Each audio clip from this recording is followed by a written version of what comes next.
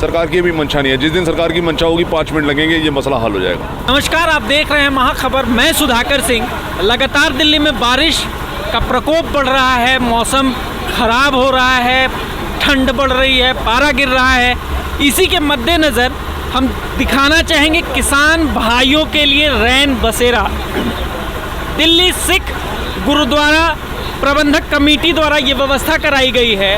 खराब होते मौसम को देखते हुए ये व्यवस्था कराई गई है। हम दिनेश जी को कहेंगे कि ज़रा सा अंदर की तरफ आएँ और व्यवस्था दिखाने की कोशिश करें आप। ठंड के मद्देनज़र व्यवस्था की गई है। 1 2 3 4 5 करीब 10 से 12 लोग इस बस में आराम से सो सकते हैं। आप देख रहे हैं ये पहले एक लेयर बिछाया गया है, फिर एक गद्दे नुमा बिछाया गया है, फिर चादर बिछाई गई है। कंबल जैसा एक अच्छा सा गर्म कपड़ा, गर्म कंबल है जिससे ठंड कम लगे, इसकी व्यवस्था की गई है। हम सब जानते हैं कि ठंड की वजह से कई लोगों की शहीदी हो गई है, कई लोगों ने अपनी जान दे दी थी, जान चली गई थी दिल्ली में ठंड की वजह से।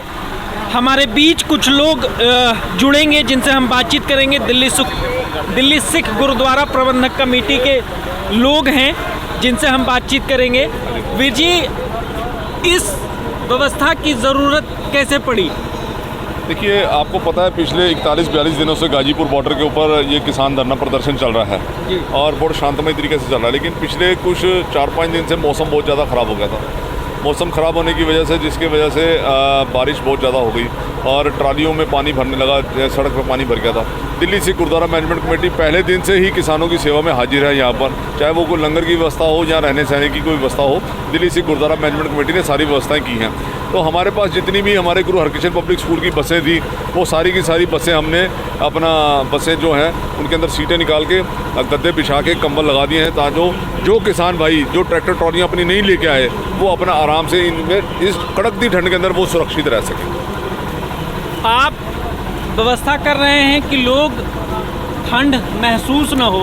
आपकी दिक्कत, आपके दुख, आपके दर्द सरकार महसूस नहीं कर पा रही है, कानून पे कोई बात नहीं हो पा रही है। देखिए, ये हमारे सिखिज़म के अंदर पहले दिन से ये चीज़ है, हमारे खून के अंदर होता है। क्या इस देश के अंदर कोई भी जो बड़े मोर्चे निकले हैं, या अगर आप अंग्रेज़ों की बात करें, अंग्रेज़ों को भी जब यहाँ से निकालने के लिए जो मोर्चे लगे वो सबसे पहले पंजाब में लगे। अगर मुग़ल काल को किसी ने उखाड़ फेंका तो वो भी मोर्चा पंजाब से ही शुरू हुआ था, बाबा बंदा सिंह बहादुर की अगुवाई के अंदर। तो आज चाहे सरकार आज जागे कल जागे, ये गूंगी बहरी सरकार है, इसको जागना पड़ेगा। लेकिन ये जो जितने भी किसान यहाँ पर आए हुए हैं, जब तक ये इनकी मांगें नहीं मानी जाती तब तक ये मोर्चे ऐसे ही चलते रहेंगे। और दिल्ली सिख गुरुद्वारा मैनेजमेंट कमेटी जो है वो किसानों का हर तरह के सहयोग करेगी। 8 स्तर की बातचीत बेनतीजतन रही, 8 तारीख को फिर बातचीत है। क्या लगता है परिणाम अपने हिसाब का होगा?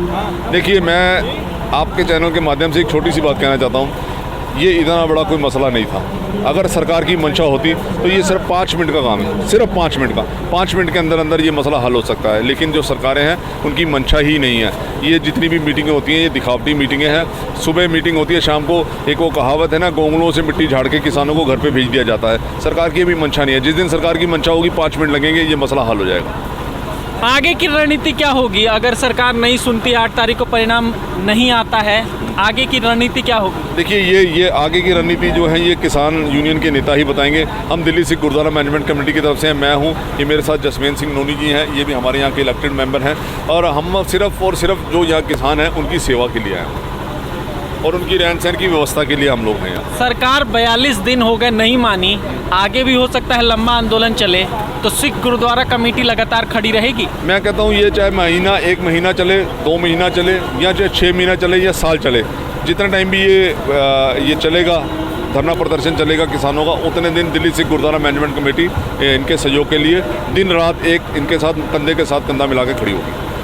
आप अपना नाम बता दें और सिख गुरुद्वारा कमेटी में आप किस पद पे हैं ये बता दें। मेरा नाम भूपिंदर सिंह भुल्लर है, मैं executive member Delhi Sikh Gurdwara management committee और चेयरमैन बंगला साहब गुरुद्वारा। ये आप देख रहे थे जो व्यवस्था कराई गई है किसान भाइयों के लिए रैन बसेरे की, हम बातचीत करने की कोशिश कर रहे थे। दिल्ली सिख गुरुद्वारा कमेटी जो है ये व्यवस्था की है, उसके कुछ सदस्य थे जिनसे हम बातचीत कर रहे थे। हमने दिखाने की कोशिश की कि इस ठंड कड़कड़ाती ठंड में कैसे गुरुद्वारा कमेटी लगातार इन किसान भाइयों के साथ खड़ी है। प्रबंधक ने ये कहा कि हम नहीं चाहते कि जो किसान अपनी ट्रैक्टर ट्रॉलियां लेकर नहीं आए हैं, जो सड़क पर सो रहे हैं, वो मजबूर न हो, वो आएँ यहाँ इस रैन बसेरे में सोएं। सोने की पूरी व्यवस्था है, इस ठंड में ठंड से बचाने की पूरी व्यवस्था है। ऐसे ही वीडियो के लिए बने रहे महाखबर के साथ। मैं सुधाकर सिंह, दिल्ली गाजीपुर बॉर्डर।